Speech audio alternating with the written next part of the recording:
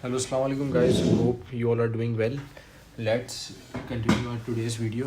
ठीक है, last class तक हमने जो है वो चैप्टर नंबर 18 वेरिएशंस की एक्सरसाइज नंबर 1 18.1 की थी और आज हम कंटिन्यू कर रहे हैं एक्सरसाइज नंबर 18.2. ठीक है, अच्छा भाई देखें इस एक्सरसाइज के अंदर क्या लिखा है. If y varies directly as x and y is equals to 10 when x is equals to 3, find part 1a y in terms of x. secondly क्या है y when x is equals to 6 and thirdly क्या है x when y is equals to 15. ठीक है, ये 18.2 का question number 1 कर रहे हैं हम, जिसमें वापसी में रिपीट करते हैं. क्वेश्चन क्या है, if y varies directly S x. मतलब क्या है सर इसका, अगर एक्सरसाइज इज इक्वल्स टू 18.2. ठीक है, इसका पार्ट नंबर क्वेश्चन नंबर 1.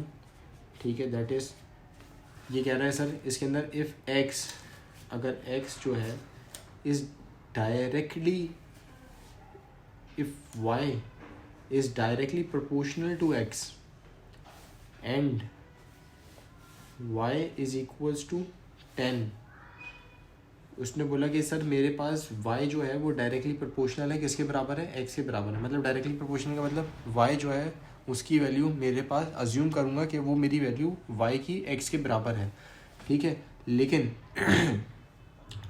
उसने कहा लेकिन y की वैल्यू तुम्हारे पास अज्यूम करता हूँ मेरे पास 10 है और x की वैल्यू मेरे पास 3 है. y की वैल्यू मेरे पास 10 है और x की वैल्यू मेरे पास 3 है. ठीक है, इसको किस तरीके से करेंगे. देखो भाई सवाल के अंदर क्या कहता है कि y जो है डायरेक्टली प्रोपोर्शनल है किस चीज़ के, x के. तो जब कोई भी चीज़ डायरेक्टली प्रोपोर्शनल होगी, जब तुम डायरेक्टली प्रोपोर्शनल का साइन हटाओगे तो इसके बदले में y जो होगा वो किसके बराबर हो जाएगा, इज इक्वल्स टू कॉन्स्टेंट के x. मतलब डायरेक्टली प्रोपोर्शनल का जब तुम साइन हटाओगे और इज इक्वल्स टू के साइन में डालेंगे आप लोग, तो ये मेरे पास k की वैल्यू आ जाएगी कांस्टेंट, k रिप्रेजेंट कांस्टेंट और x की एज इट इज़ वैल्यू आ जाएगी. ठीक है, अगर मेरे पास देखा जाए तो मैं ये भी कह सकता हूँ कि y is equals to K X हो सकता है या k is equals to X upon Y. मेरे पास k की वैल्यू यही रहेगी इज इक्वल्स टू, इस तरीके से भी ला सकते हो या सिंपली मैं ये भी कर सकता हूँ कि k की वैल्यू मैंने एज इट इज़ जो यहाँ पर थी यहीं के रखी is equals to Y as it is जो रखा था. x जो है वो नीचे पहले इसके साथ मल्टीप्लाई में हो रहा था तो उसके बाद इस चीज़ में जाके डिवाइड में हो जाएगा. अब तुम इज इक्वल्स टू, कुछ इसमें मसली बात नहीं है, आप डायरेक्टली k की वैल्यू निकाल लो कि y अपॉन एक्स. k की वैल्यू क्या है मेरे पास, y अपॉन एक्स है. वेयर एस मेरे पास y की वैल्यू कितनी है, 10 है, तो मैं k इज इक्वल्स टू 10 और x की वैल्यू मेरे पास कितनी है, 3 है, तो मैं नीचे लिख दूंगा 3. ठीक है, तो मेरे पास k की वैल्यू क्या हो गई, is equals to 10 divided by 3. अगर ये फर्दर कुछ कट रहा हो तो आपने काट देना है. ठीक है, लेकिन अब ये क्या कहता है, इसका पार्ट 1 ये करते हैं सर. इसका पार्ट 1 क्वेश्चन नंबर 1 का पार्ट 1 मेरे पास क्या कहता है. क्वेश्चन नंबर 1 का पार्ट 1 मेरे पास कहता है सर y की वैल्यू निकालें इन टर्म्स ऑफ x. ये हमने निकाल ली. ठीक है, y की वैल्यू क्या है in terms of x, y की वैल्यू क्या है, y is equals to K x. था बस सिंपली y की वैल्यू निकालनी है इन टर्म्स ऑफ x. आपके पास y की वैल्यू मेरे पास रखी हुई है. ठीक है, मेरे पास y की वैल्यू क्या रखी हुई है, आपके पास y की value part 1 y in terms of x निकालना है. तो सर सिंपली क्या हो जाएगा, आपने y की वैल्यू निकालनी है. ठीक है, y is equals to K x है. y आपके पास क्या है, y आपके पास क्या है, y is equals to k की वैल्यू मेरे पास क्या थी, k की वैल्यू मेरे पास यहाँ पे 10/3. तो मैंने k की वैल्यू सिंपली लिख दी 10/3 और मेरे पास x की वैल्यू क्या है, y in terms of x. x की वैल्यू मेरे पास क्या थी, मेरे पास x की वैल्यू मेरे पास क्या थी सर, कोई बताएगा. y in terms of x निकालना है, क्या निकालना है, y in terms of x. तो सिंपली क्या है, y की वैल्यू निकालनी है इन टर्म्स ऑफ x. तो y is equals to 10x/3. ये मेरे पास y की वैल्यू आ गया. पार्ट 1 सर हो गया. ठीक है, सेकेंड पार्ट की तरफ जाते हैं जो कि मेरे पास क्या कह रहा है, y in terms of X when x is equals to 6। इस पहले क्या था, उसमें x की वैल्यू नहीं गिवन थी, अब इसमें x की वैल्यू गिवन थी है। तो अगर चाहो तो यहीं से भी फर्दर कंटिन्यू कर सकते हो, y is equals to K x. अब यहाँ पे उसने क्या दिया, x की वैल्यू मेरे पास 6 दे दी है। इसने बोला y की वैल्यू क्या होगी जब मेरे पास x की वैल्यू 6 है। तो सिंपली तुमने y रखना है, k की वैल्यू मेरे पास जो भी है तुमने लिख देनी। k की वैल्यू तुम्हारे पास क्या थी, 10/3। तो आपने यहाँ पे सिंपली रख देना 10/3, और मेरे पास x की वैल्यू उसने क्या दी हुई है, x की वैल्यू 6 दी हुई है। तो सर मैं यहाँ पर रख दूँगा 6। समझ आ गया। अच्छा देखो आप किस तरीके से करोगे, चाहो तो मल्टीप्लाई करके भी डिवाइड कर सकते हो, या तो डायरेक्ट डिवाइड करना चाहें आप वो भी कर सकते हैं। तो जो आपको आसानी लगे दोनों तरीक़ों से कर सकते हैं। 3 1 = 3, 3 2 = 6, क्योंकि डिवाइड में आ रहा है, ये आपस में कट गया। ठीक है, अब देखो 2 × 10 इज इक्वल्स टू क्या हो जाएगा, 2 × 10 क्या होता है मेरे पास 20 होता है। 10 2 = 20। ठीक है, y की वैल्यू मेरे पास 20 होगी when x is equals to 6। y की वैल्यू क्या होगी आपके पास 20 होगी जब x की वैल्यू आपके पास 6 होगी। ठीक है, moving forward to part number 3, that is x की वैल्यू निकालनी है जब y की वैल्यू आपके पास 15 हो। कोई मसला नहीं है सर, इसका पार्ट नंबर 3 करते हैं। ये कहता है x की वैल्यू निकालो। ठीक है, मुझे क्या निकालनी है, x की वैल्यू निकालनी है जब y इज इक्वल्स टू 15 है। कोई नहीं सर, इसी तरीके से लेकर आए। इधर मैं कहता हूँ आपको इधर से कंटिन्यू करें आप। मेरे पास क्या थी, y is equals to K x. y की वैल्यू x की वैल्यू निकालनी है जब y की वैल्यू मेरे पास 15 है। कोई नहीं, y की वैल्यू क्या है आपके पास 15 है, ये 15 लिखा है आपने, as it is equals to का साइन इज इक्वल्स टू का इस तरफ आई है। x की वैल्यू तुम्हारे पास क्या थी, ये k की वैल्यू क्या है आपके पास, k की वैल्यू हमने पहले ही निकाली थी, k मेरे पास है k इज इक्वल्स टू 10 / 3। तो मैं यहाँ पे लिख दिया 10 / 3, और सिंपली यहाँ पे x है तो आपने x लिख दिया। क्लियर है यहाँ तक, उम्मीद करता हूँ क्लियर हो। ठीक है, बस कुछ भी नहीं करना। 5 इज इक्वल्स टू 10 × x, तो मेरे पास यहाँ पे लिख दो 10x / 3। अब क्या करोगे सर आप, कि आपने जो सिंपली इसको क्रॉस मल्टीप्लाई कर देना है, इसको इससे मल्टीप्लाई कर देना है। तो 15 × 3 इज इक्वल्स टू 10x आ गया। फिर क्या होगा, 15 3 से क्या होता है सर, 15 × 15, 15 2 = 30, 15 3 = 45। तो आपने simply 45 is equals to 10x आ गया आपके पास। फिर x आपने इधर ही रहने देना है, 45 आपने एज इट इज लिखा, / 10 कर दिया, इज इक्वल्स टू मेरे पास क्या आ गया, x आ गया। अब देखें आप इसको फर्दर कर सकते, देखिए अब आपको क्या, आपने क्या देखना है कि फर्दर कहीं से डिवाइड हो रहा है या नहीं हो रहा। अब फर्दर किस तरीके से डिवाइड होगा ये, आपने सिंपली क्या करना है, देखो 2 5 = 10। ठीक है, 5 1 = 5, या तो 5 के टेबल से जाएगा, 45 आ रहे हैं। 5 1 = 5, 5 2 = 10,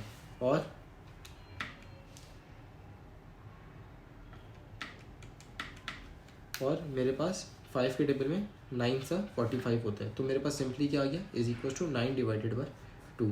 ये आपके पास इसकी वैल्यू आ गई। ठीक है, क्लियर है। Then moving forward to question number 2 of exercise 18.2, that is if v is directly proportional to x। वही वाला सवाल है सर, पहले x और y लिखा था, अब एग्जामिनर ने आपको कंफ्यूज करने के लिए दूसरे क्वेश्चन के अंदर क्या दे दिया, इफ v जो है वो डायरेक्टली प्रोपोर्शनल है किस चीज़ के बराबर है, t के, और v is equals to 15। v की वैल्यू उसने आपको दे दी कि भाई 15 है। When t is equals to 24, उसने बोला जब v जो है मेरे पास बराबर है t के, लेकिन v की वैल्यू मेरे पास 15 है और t की वैल्यू मेरे पास 24 है। समझ गया आप? मतलब क्या उसने बोला v जो है वो मेरे पास बराबर है किस चीज़ के, t के। उसने बोला मैं कह रहा हूँ कि मेरा v जो है वो बराबर है मेरे t के। ठीक है, अब इसमें मेरे पास v क्या है 15 है, और मेरे पास t क्या है सर, मेरे पास t जो है वो है 24। अब इसकी फर्दर पहली वैल्यू निकाली, दैट इज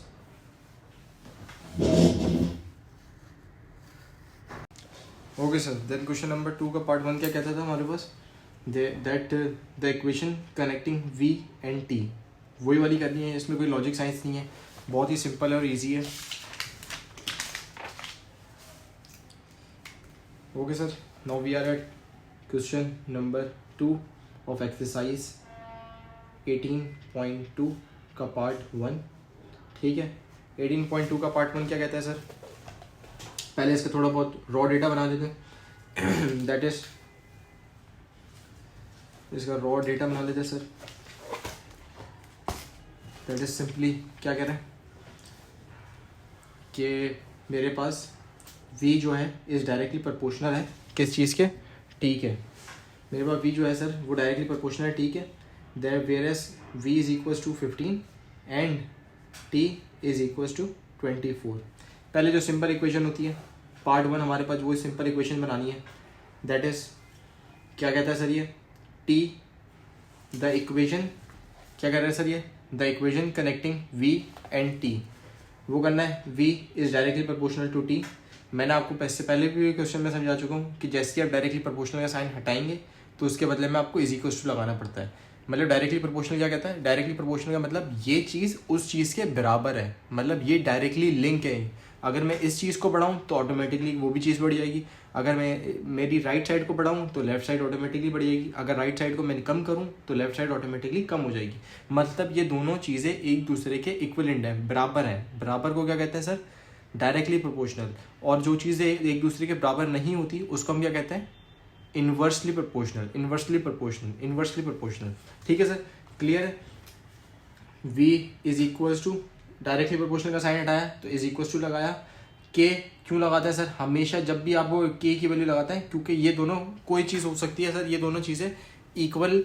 अभी आपको समझ आ रहा है ना कि ये 15 और 20, आपका सवाल हो सकता है कि 15 और 24 एक दूसरे के इक्वल नहीं है, लेकिन आप फिर भी कह रहे हैं कि भाई डायरेक्टली प्रोपोर्शनल का मतलब इक्वल है। वो इस वजह से इक्वल है कि ये चीज़ें एक दूसरे के बराबर हैं, लेकिन बीच में कोई कांस्टेंट वैल्यू होती है जो उसको इसके इक्विवेलेंट करती है। उस कांस्टेंट वैल्यू का नाम हम k लिखते हैं। उस कांस्टेंट वैल्यू को, उस वेरिएबल को लाने के लिए हम हमेशा k लिखते हैं। तो simply v is equal to k। k तो हमारे पास कांस्टेंट वैल्यू है जो हमेशा हर दफ़ा जब डायरेक्टली प्रोपोर्शनल का साइन हटाएंगे तो इज इक्वल टू के साथ लिखेंगे, और ये सिंपली t आ गया बराबर में। ठीक है सर, क्लियर है। उसके बाद v की वैल्यू मेरे पास क्या है, v is equal to 15 is equal to k की आपके पास कोई वैल्यू नहीं है, t की वैल्यू आपके पास 24 है। अब सिंपली आप क्या करना है, आपने k की वैल्यू निकालनी है। इज इक्वल टू का साइन आपने एज इट इज रहने दिया है, k की वैल्यू आपके पास एज इट इज है, 15 आपके पास एज इट इज है। बस फर्क इतना है कि पहले यहाँ पे मल्टीप्लाई में था k, अब यहाँ पे नीचे आपके पास चले जाएगा किस चीज़ के अंदर, डिवाइड के अंदर। क्लियर है। तो मेरे पास k इज इक्वल टू 15/24। अब आपने देख लेना है इसमें कोई डिवीजन हो रही है तो उस डिवीजन को कर देना है, नहीं हो रही तो सर सिंपली आपने एज इट इज रख देना है। मैं कह रहा है 15 डिवाइडेड बाई 24, तो मेरे पास सिंपली आंसर आता है 3 के टेबल से आते हुए क्या चीज़ sir, k is equal to 5/8। Clear है सर, ये मेरे पास पार्ट 1 हो गया। Then moving forward to part number 2, that is find the value of v। v की वैल्यू फाइंड आउट करनी है when t is equal to 30। ये कहता है सर v की वैल्यू फाइंड आउट करो जब मैं कह रहा हूँ t 30 है। जब मेरे पास t 30 है तो v क्या होगा, कुछ नहीं करना, सिंपली बहुत इजी है। हमने कहाँ छोड़ा था, v इज इक्वल टू के टी। v मेरे किसके बराबर है, के टी के बराबर है। v की वैल्यू तो हम आपको पता है जैसे फाइंड आउट करनी है, k की वैल्यू होगी क्या, k की वैल्यू क्या होगी आपने अभी निकाली है 5/8, तो सिंपली आपने 5/8 रख देना है। उसके बाद आपके पास क्या है, simply t as it is मैंने उतार ली। यहाँ तक क्लियर है। अब नेक्स्ट स्टेप देखो, v सिंपली आपके पास आ गया इज इक्वल टू 5/8 आपने एज इट इज लिख दिया है। अब t की वैल्यू मेरे पास क्या है, t इज इक्वल टू 30, यहाँ पे मैंने 30 लिख दिया है। क्लियर है। 1 मिनट का गैप लूंगा क्योंकि अजान हो रही है।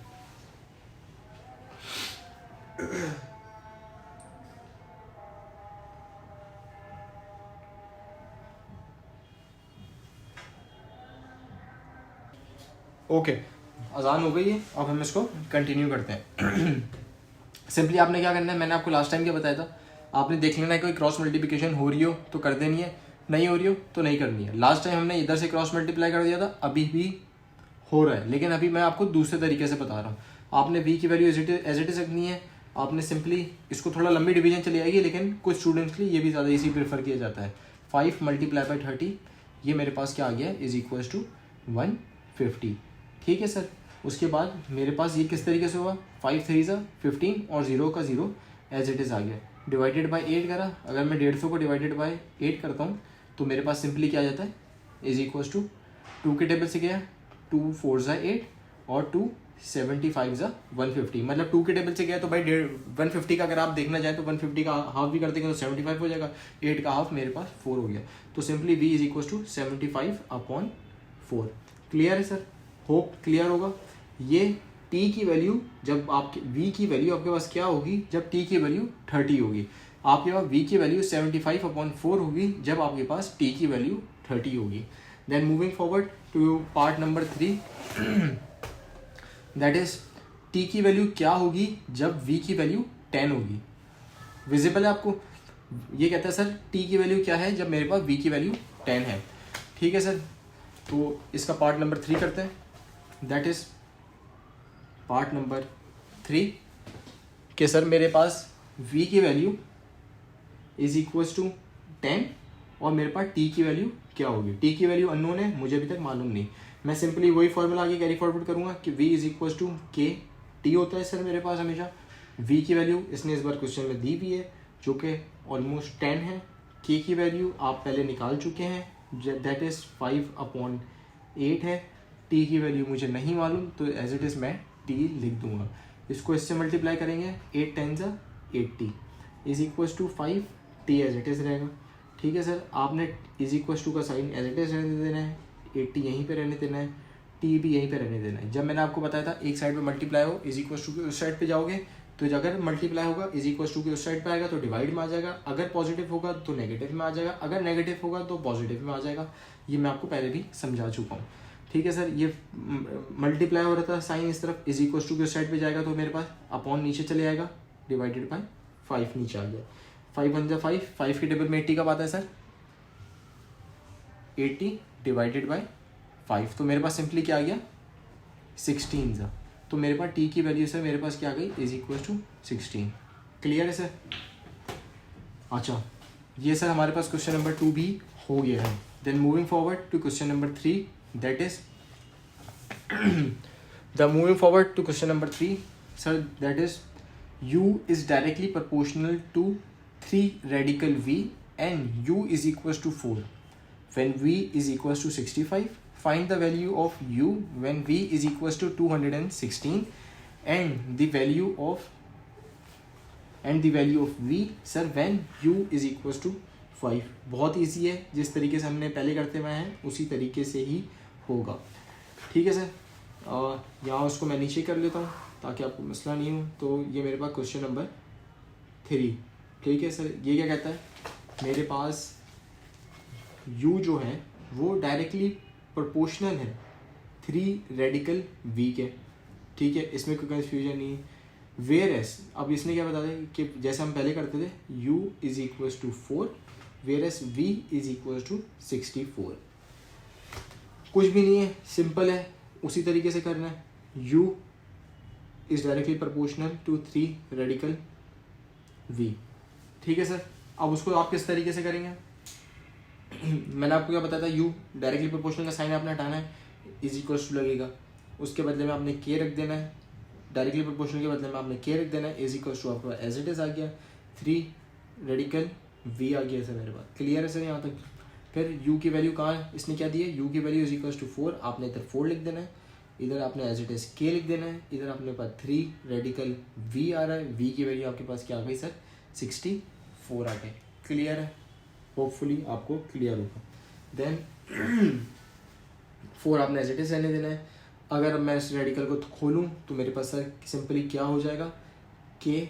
अब देखो सर, जब आपके पास रेडिकल के ऊपर साइन होता है, ये इंडेक्स पे जब कोई भी आपके पास नंबर आया हुआ होता है तो सिंपली आपके पास 64 एज इट इज आ जाना है और ये आपके पास आ जाना है 1/3 के अंदर। मैं 3 रेडिकल 64 लिखूँ या 64 की पावर 1/3 लिखूँ, ये मैथमेटिक्स में मेरे पास बराबर है। जब भी आप ये जो रेडिकल के ऊपर साइन होता है ये हमेशा 1/, को रिप्रेजेंट करता है। ठीक है, इसका ये इसके इक्विवेलेंट है, ये इसके इक्विवेलेंट है। होपफुली आपको ये चीज़ समझ आ गई होगी। ठीक है सर, अब मूविंग फॉरवर्ड, अब मेरे पास 64 4 मल्टीप्लाई बाय 4 मल्टीप्लाई बाय 4, मैं अगर सिंपली सर आपसे बात करूं तो 4 का मेरे पास क्यूब जो होता है वो 64 होता है। किस तरीके से sir, 4 multiply by 4 multiply by 4। ठीक है सर, ये आपके पास आ गया 64। तो सिंपली आपने 4 एज इट इज रहने देना है, इज इक्वल टू k की वैल्यू आपके पास एज इट इज है। इधर मैं सिंपली क्या करता हूँ सर, मेरे पास 4 मल्टीप्लाई बाय 4 मल्टीप्लाई बाय 4 ठीक है सर, ये मेरे पास 1/3 आ गया। ये लंबा स्टेप आपको सिर्फ समझाने के लिए कर रहा हूँ, मैं चाहता तो डायरेक्ट भी कर सकता था। 4 = k, मेरे पास 4 की वैल्यू क्या आ गई, क्यूब आ गया। क्यों क्यूब आ गया सर, 4 × 4 × 4, ये मेरे पास क्यूब के फॉर्म में आ गया। मेरे पास 1/3 एज इट इज़ रखा हुआ है, 4 एज इट इज़ है, = k एज इट इज़ है। 3 1 जा, ये मल्टीप्लाई हो जाएगा, 3 1 जा 3, 4 आपके पास एज इट इज़ आ गया, तो ये 3 1 जा 3 डिवाइडेड बाई 3, ये 3 को 1 से मल्टीप्लाई करा तो यहाँ पर 3 आ गया, ये नीचे डिवाइड में 3 ही रखा रहा।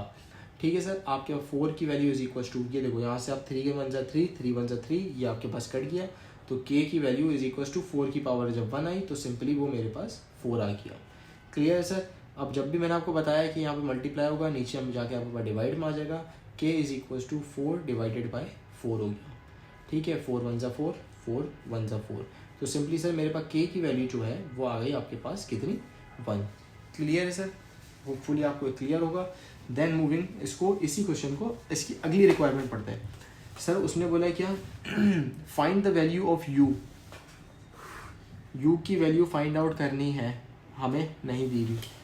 जब मेरे पास v की value 216, find the value of u when v = 216, v = 216, ये मेरे पास पार्ट 1 है इसका, जो कि सवाल के अंदर 2 रिक्वायरमेंट है।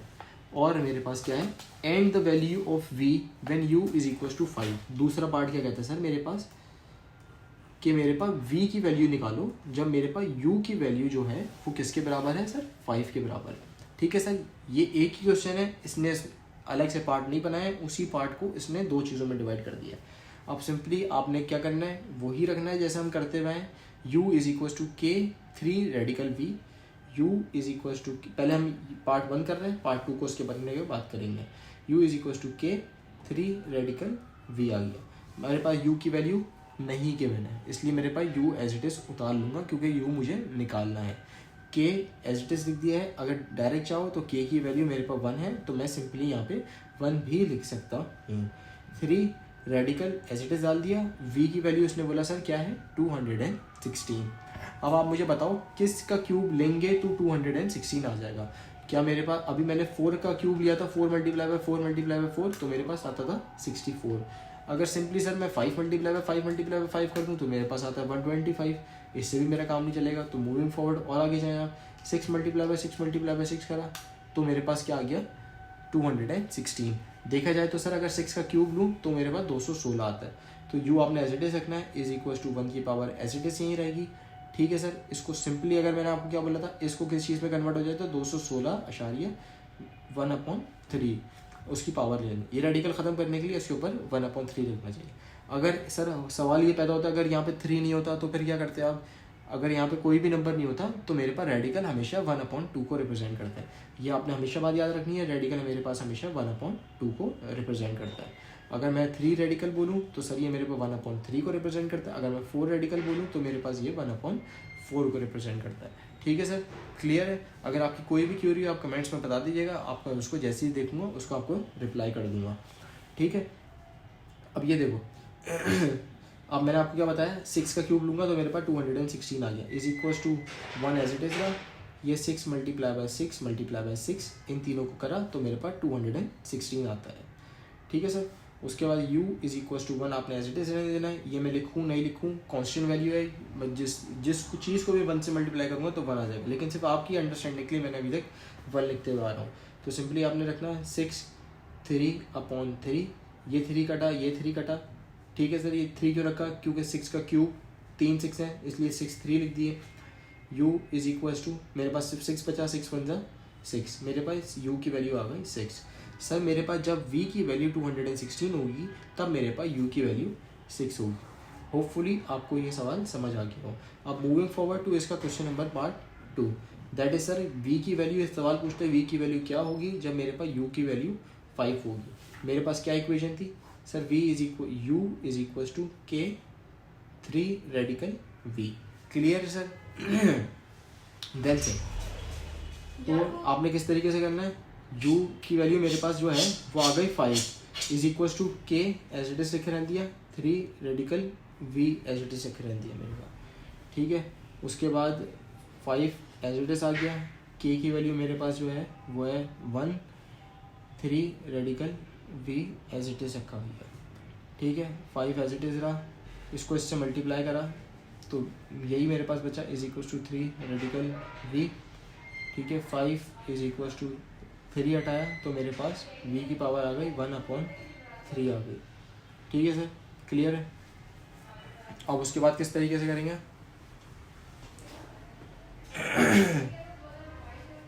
अब एक सवाल ये है कि टेकिंग इस तरीके से भी सॉल्व हो सकता है, तो दूसरे तरीके से भी सॉल्व हो सकता है ये सवाल। पहले किस तरीके से सॉल्व हो सकता है कि टेकिंग क्यूब मतलब 3 ऑन बोथ साइड्स, क्या मतलब इसके ऊपर भी 3 ले लिए और इज इक्वल टू के बाद जो भी बचा है v 1/3 इसके ऊपर भी क्यूब ले लिया। अब इससे क्या हो गया 5 का क्यूब मैंने जब निकाला आंसर मेरे पास क्या आ गया 5 मल्टीप्लाई बाई 5 मल्टीप्लाई बाई 5, तो मेरे पास सिंपली आ गया कितना 125 और मेरे पास 3 बन जा 3, तो मेरे पास क्या आ गया v 3/3, 3 से 3 कटा 3 से 3 कटा तो मेरे पास v की वैल्यू जो है मेरे पास v की वैल्यू इज इक्वल टू 125 आ गया। क्लियर है स्टूडेंट्स, होपफुली क्लियर होगा। अगर कोई भी क्वेरी है आप कमेंट्स में पूछ लीजिएगा, आपका जवाब दे दूँगा, ठीक है। Then moving forward to question number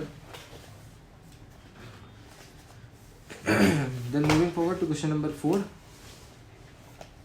that क्या कहता है question number 4, if f varies directly as m3 when m is equals to 3 and f is equals to 81, find f when m is equals to 5।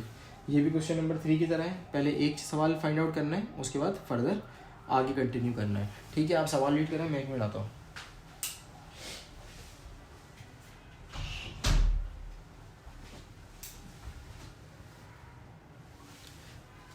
जी आपने सवाल read कर लिया, ये क्या कह रहा है सर, मैं हूँ क्वेश्चन नंबर 4 पे, जो कि मेरे पास क्या कह रहा है कि मेरे पास इफ़ f जो है वो डायरेक्टली है किस चीज़ के m क्यूब के, तो मेरे पास क्या होगा जब m की वैल्यू 3 होगी और f की वैल्यू 81 होगी। इसका आपने पहले उसी तरीके से पहले बेस बनानी है, उसके बाद फिर फर्दर रिक्वायरमेंट समझनी है कि क्वेश्चन आपसे मांग क्या रहा है और क्या कहना चाहता है, ठीक है सर। अच्छा सिंपली क्या करना है, f is directly proportional to m की पावर क्यूब। मैंने आपको क्या बोला था, जब भी आप डायरेक्टली प्रोपोर्शनल हटाओगे तो इज इक्वल टू लगाना पड़ेगा और m की पावर क्यूब आ जाएगी, ठीक है। उसके बाद फिर जब भी इज इक्वल टू लगेगा उसके साथ आपके पास k आ जाएगा, तो मेरे पास क्या f is equal to k m cube. f की वैल्यू डाल देनी है, f की वैल्यू आपके पास 81 है, इज इक्वल टू k की वैल्यू आपको नहीं पता एज इट इज़ रख दिया।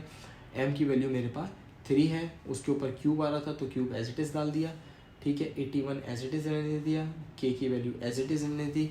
3 की पावर 3 क्या होती है, आप देखो इस तरीके से भी निकाल सकते हो, 3 मल्टीप्लाई बाई 3 मल्टीप्लाई बाई 3, किस तरीके से 3 1 3 3 2 6 3 3 9, 3 को 3 से मल्टीप्लाई करा है तो 9 हुआ, 9 को 3 से मल्टीप्लाई करा तो मेरे पास 27 हुआ। आपने पेपर के अंदर इतनी आपने डिटेल मैनुअल कैलकुलेशन नहीं करनी है, आपने डायरेक्ट कैलकुलेटर से करना है। 3 मल्टीप्लाई बाई 3 मल्टीप्लाई बाई 3, आपके पास सिंपली क्या आ गया सर, मेरे पास सिंपली 27 आ गया, ठीक है।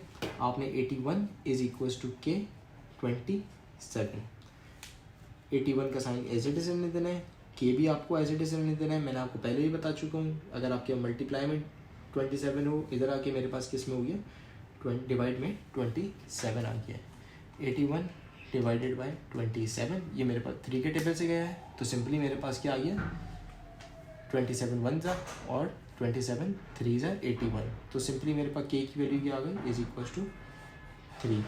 अब इसकी फर्दर सेकंड रिक्वायरमेंट पढ़ते हैं। मेरे पास फर्स्ट रिक्वायरमेंट इसकी क्या है, इसकी फर्स्ट रिक्वायरमेंट मेरे पास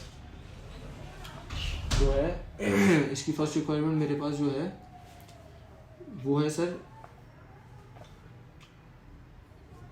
f की वैल्यू क्या होगी, f की वैल्यू क्या होगी जब मेरे पास m की वैल्यू जो है वो 5 होगी, ठीक है।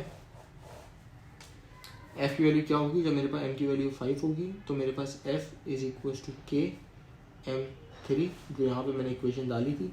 सिंपली f के पास f की वैल्यू मुझे नहीं पता तो इसकी रिप्लेसमेंट में कोई भी नहीं डालूंगा। k की वैल्यू मेरे पास क्या है 3 है, तो मैं सिंपली यहाँ पे 3 डाल लूँगा। एम की वैल्यू इसमें मेरे पास क्या है 5 दी एग्जामिनर ने, तो इसी तरह 5 डाल दूंगा, उसके ऊपर मैं सिंपली क्यूब लिख दूंगा। तो मेरे पास f is equal to 3 as it is रहा। अब मैं 5 का क्यूब लूँगा तो मेरे पास क्या होता है 5 multiply by 5 is equal to 25, 25 multiply by 5 is equal to 125। आपने मैनुअली नहीं जाना, आपने सिंपली कैलकुलेटर से करना है। That is 5 multiply by 5 multiply by 5 is equal to 125। तो मैंने सिंपली यहाँ पे 125 लिख देना है, फिर इस 125 को मल्टीप्लाई बाई 3 करना है। तो मेरे पास सिंपली क्या आ गया इज इक्वल टू एफ की value is equal to 375। Sir मैं जब 3 को 125 से मल्टीप्लाई करूँगा तो मेरे पास 375 आ जाएगा। होपफुली आपको ये सवाल क्लियर हो। Then moving forward to question number 5, that is इधर मैं कर रहा हूँ। होपफुली आपको ये सवाल नज़र आ रहा होगा। ओके मेरे पास question number sir 5, question number 5 मेरे पहले सवाल रीड कर लेते हैं। इफ़ वाई वेरीज इनवर्सली, अब देखें ना सवाल सर आप उसमें पहले क्या था, मैं आपको क्या लेके बता रहा था, डायरेक्टली इज इक्वल्स टू लगाया आपने, उसके बराबर रख दिया। अब ये कह रहा है इनवर्सली, इनवर्सली का मतलब अपोजिट, एक बढ़ेगा तो दूसरा गिरेगा, अगर दूसरा गिरेगा तो डेफिनेटली पहला वाला बढ़ेगा, मतलब दोनों एक दूसरे के अपोजिट हैं, एक जाएगा ऊपर तो दूसरा नीचे, एक नीचे तो दूसरा ऊपर, इन्वर्सली चलेगा, मतलब दोनों इक्विवेलेंट नहीं चलेंगे। समझ गए सर आप?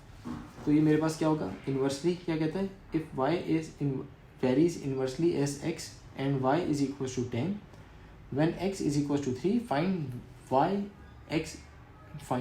When x is equal to 10। अब एक बार सवाल रीड कर लें तो फिर आके क्वेश्चन को कंटिन्यू करते हैं।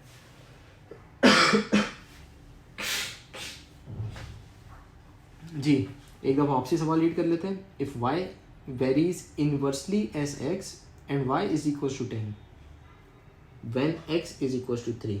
जी कहते हैं y जो है इनवर्सली है x के, y की वैल्यू आपके पास 10, x की वैल्यू आपके पास 3, फाइंड करनी है value of y when x is equal to 10। ठीक है, पहले इसका रॉ डेटा बना लेता हूँ मैं कि मेरे पास y जो है वो वेरी करती है इनवर्सली, इनवर्सली का मतलब क्या, 1/x। पहले क्या था, डायरेक्टली करते थे तो करके आप direct y is equal to X लिखते थे, लेकिन इन्वर्सली है तो हमेशा जब भी इन्वर्सली का आप किसी से करो तो आपने जो भी वैल्यू होगी, जो भी चीज़ इन्वर्सली होगी उसको अपॉन में रखनी है। तो y is inversely to x whereas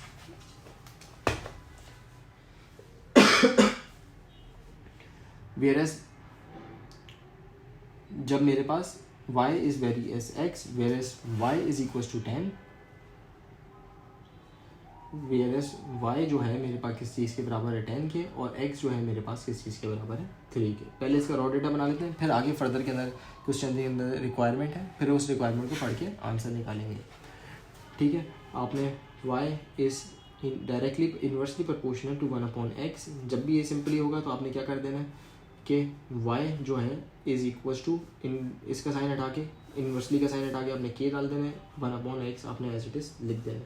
तो y is equal to k upon x, ये किस तरीके से हुआ, k 1 से k और अपॉन में आपका x एज इट इज़ आ गया। तो ठीक है, अब इसके अंदर उसने क्या बोला आपसे, y की वैल्यू क्या है 10 है और x की वैल्यू आपके पास 3 है। y की वैल्यू मेरे पास 10 है तो एज इट इज़ लिख दी, x की value k as it is रहा ऊपर, x की वैल्यू मेरे पास 3 है तो मैंने एज इट इज़ 3 लिख दिया। 3 मल्टीप्लाई बाई 10 कराया तो is equal to 30 is equal to आपके पास k आ गया, 3 टाइम्स 30। तो मेरे पास सिंपली सर कहा जाए तो मेरे पास k की वैल्यू जो है वो 30 के बराबर है। ठीक है सर, क्लियर है। अब इसके आगे रिक्वायरमेंट पढ़ते हैं।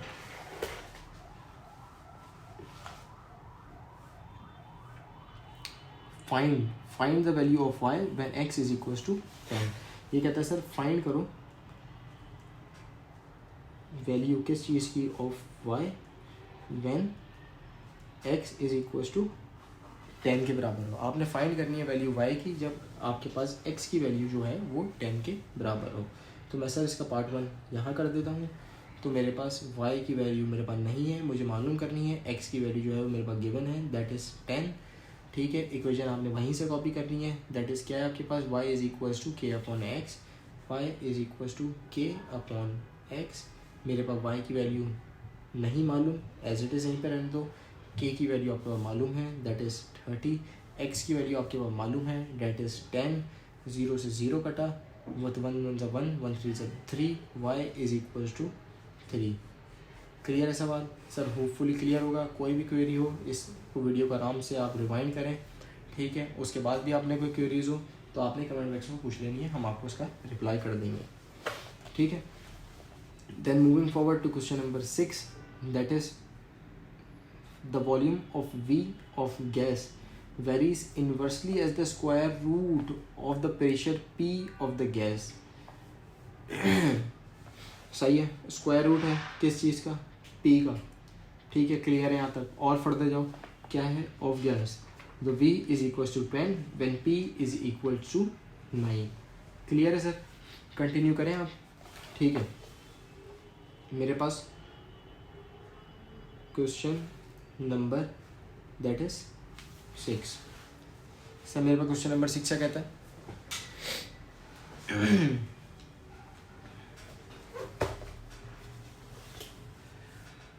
मेरे पास द वॉल्यूम ऑफ V, जो वॉल्यूम है V का, वो मेरे पास इन्वर्सली प्रोपोर्शनल है। इन्वर्सली है सर, इन्वर्सली का मतलब क्या बताया था? 1/, अब देखते हैं 1/, के नीचे क्या आता है? Inversely the square root of P, ये अंडर रूट होता है, इसको क्या कहते हैं? स्क्वायर रूट कहते हैं, अंडर रूट कहते हैं। किस चीज़ का अंडर रूट? यहाँ पे बता रहा है कि इसके अंडर रूट के अंदर है P, दैट मीन्स प्रेशर। ये मैंने रॉ डेटा बना लिया है। फिर ये क्या कहता है?